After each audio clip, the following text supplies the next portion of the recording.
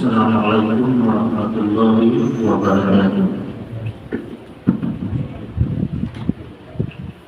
Alhamdulillahilladzi ja'ala ramadan siyama lil mu'minin wassalatu wassalamu ala asyrafil anbiya'i wal mursalin wa ala alihi wa sahbihi ajma'in.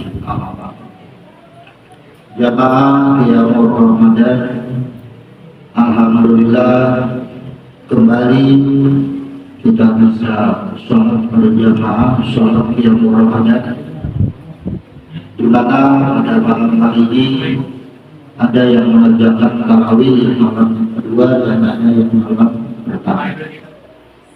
Namun dari segala perbedaan itulah keindahan di dalam Islam.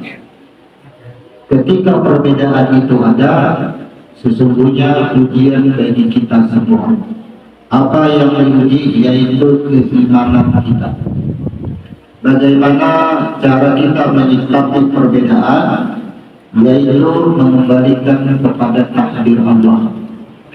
Jangan kita terpengaruh kepada perbedaan sehingga menimbulkan kebencian dan celaan kepada orang lain. Kemudian dari tahun ke tahun kita berada di Ramadan. Tentunya usia kita semakin bertambah. Jadi usia dunia kita itu bertambah, usia akhirat kita berkurang. Seiring usia kita bertambah, maka kekuatan fisik kita pun pada saat ini semakin menurun. Itulah kita sangat memahami ketika kita jadi imam, kita sangat memahami. Karena pada kondisi-kondisi tahun ke tahun yang perlu kita perhatikan adalah jamaah di belakang. Apabila jemaah di belakang ada yang sedang sakit tapi dipaksakan sholat, ada tua renta dipaksakan sholat, yang sangat luar biasa untuk bisa berjamaah. Maka ketika jadi imam, untuk dapat memahami, yaitu ambilan surah atau ayat-ayat yang pendek yang tidak menimbulkan kegelisahan bagi jemaah.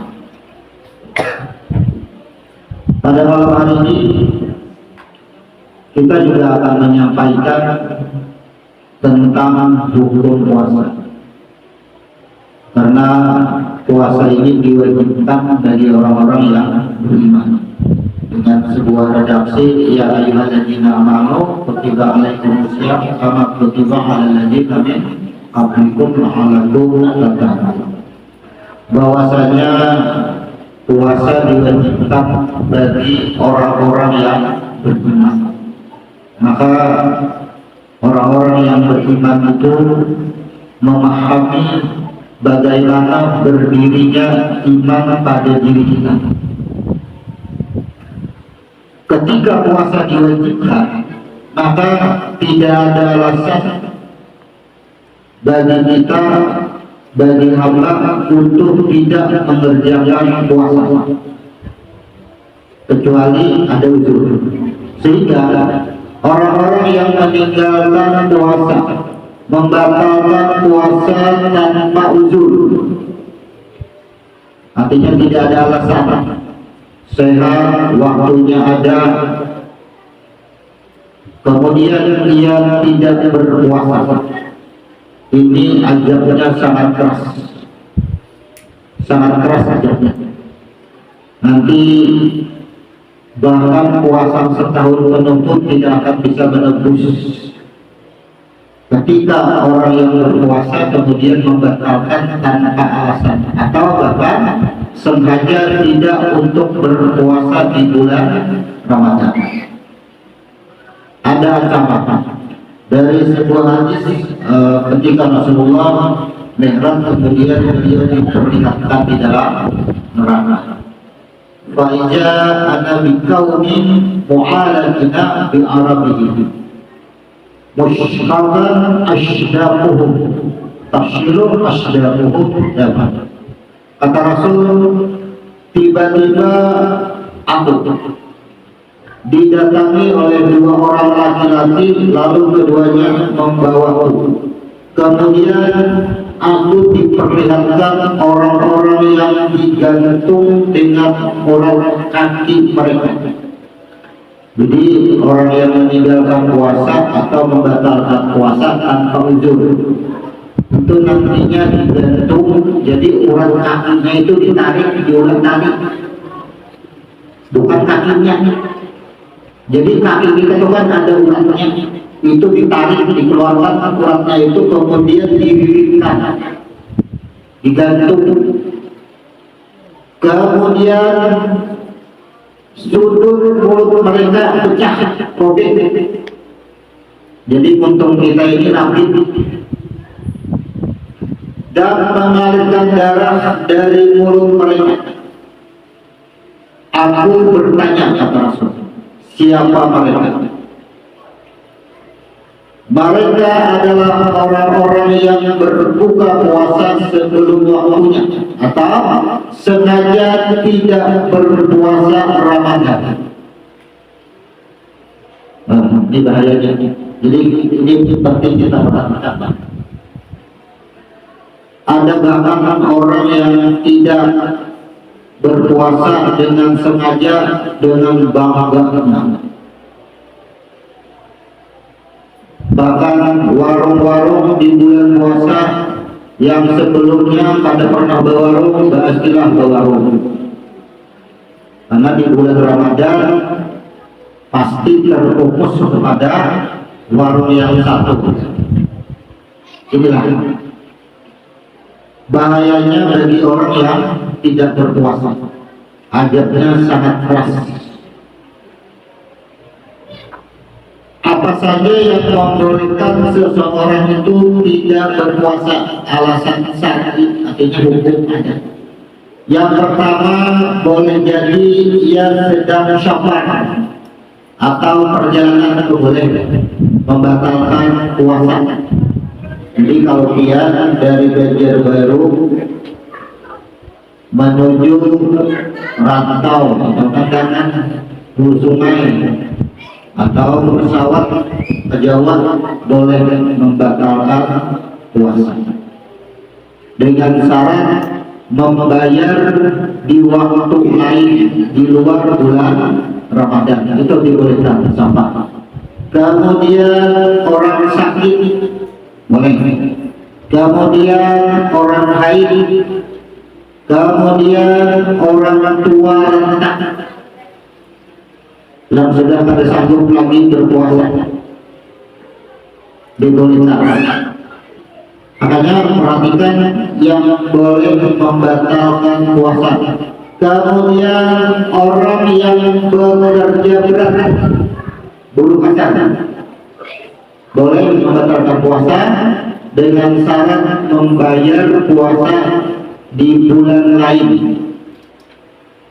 Ketika kita memenuhi dengan syarat uzurnya, boleh tidak berpuasa di bulan Ramadan atau boleh membatalkan puasa di bulan Ramadan, maka sempurnakanlah puasa yang terhentak tadi sebelum sholat Id dengan membayar fidyah.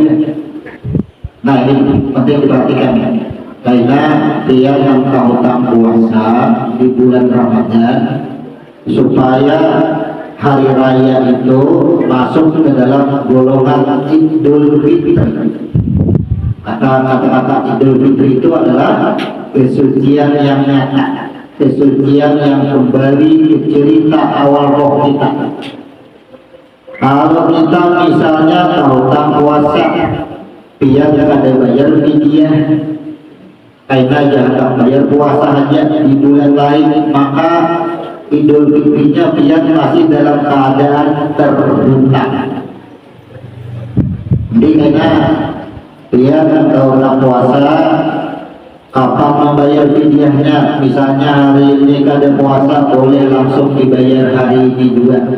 Sehari kada puasa, memberi makan satu orang miskin. Karena besok kada puasa pulang, lawan orang yang tadi juga boleh juga pulang membayar fidyah. Artinya dia membayar fidyah itu memberi makan. Cara memberi makan ini, apakah dia menjulungi nasi lawan uang-uangnya, atau menjulungi beres, atau dia menjulungi duit, suruhnya menukar sauran, itu sistem. Banyaknya perbedaan paham itu adalah pada sistem, bukan pada hukum. Jadi ulama itu menafsirkan hukum, yaitu pada sistem yang berbeda, sehingga umat Islam ini terpecah-pecah karena banyaknya cara menafsir pada sistem atas hukum tersebut.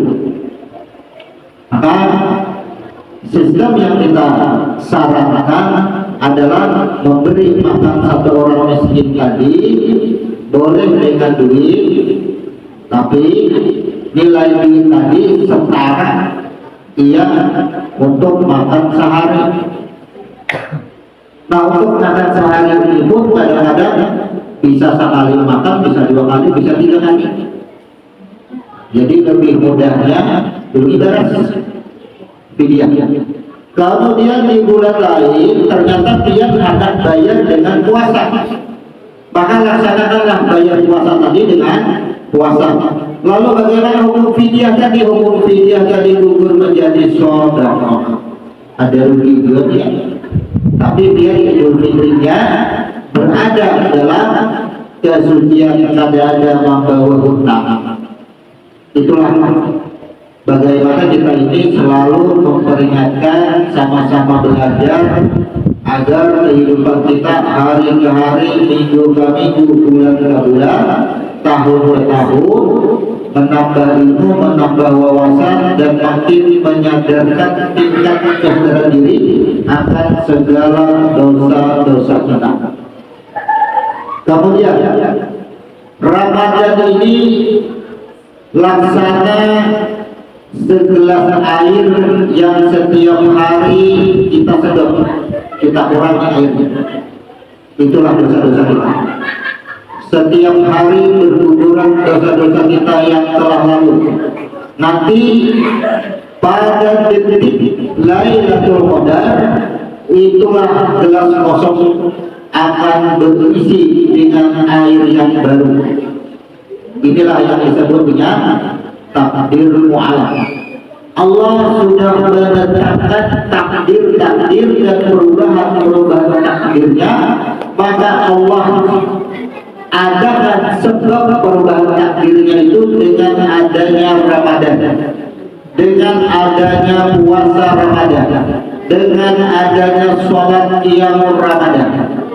Jadi kita mengambil sholat tarawih ini sebabnya aja.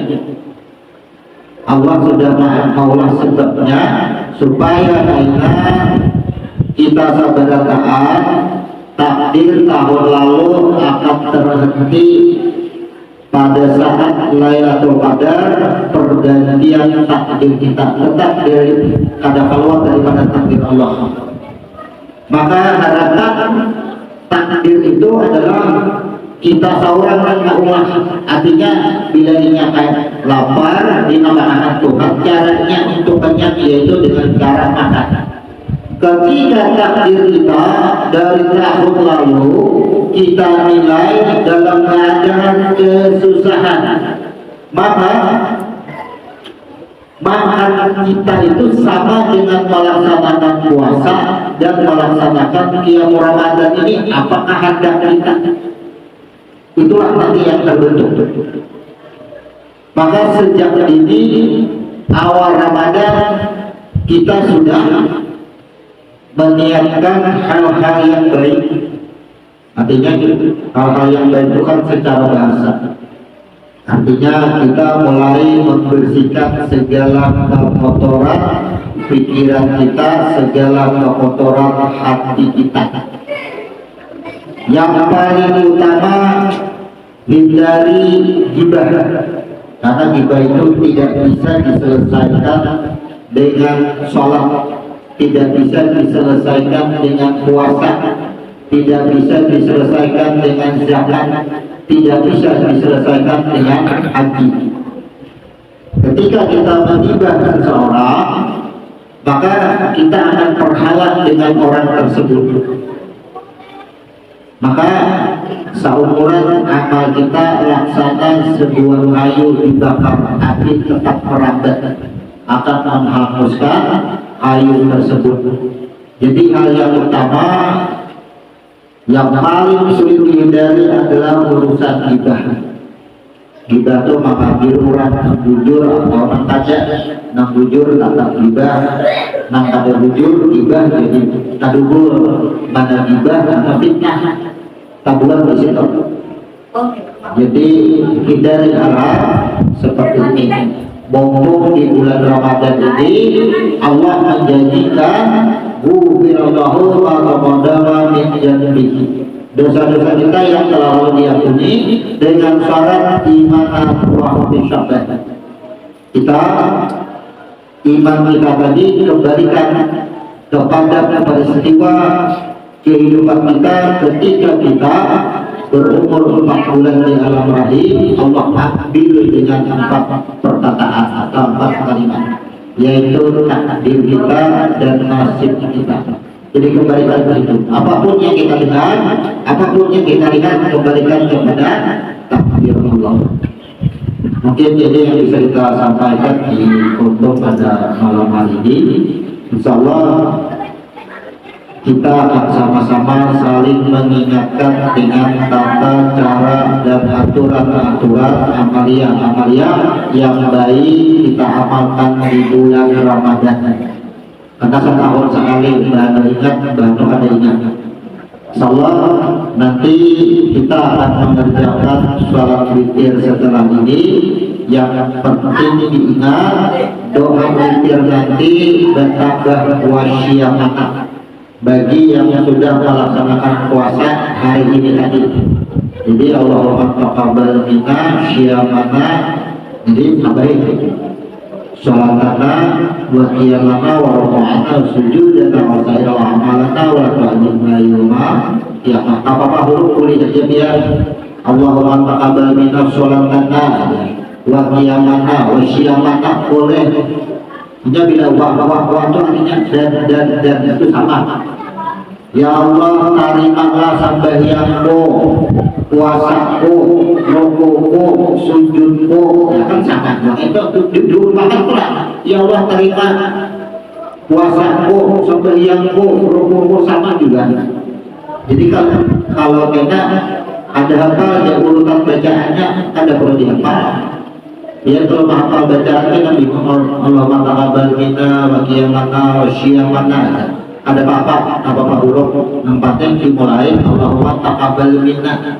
Bila ada hafal bahasa Arab, bahasa Indonesia, bahasa Tian, Allahumma ya Allah terimalah salatku, puasaku, ibadahku, rukuku, sujudku.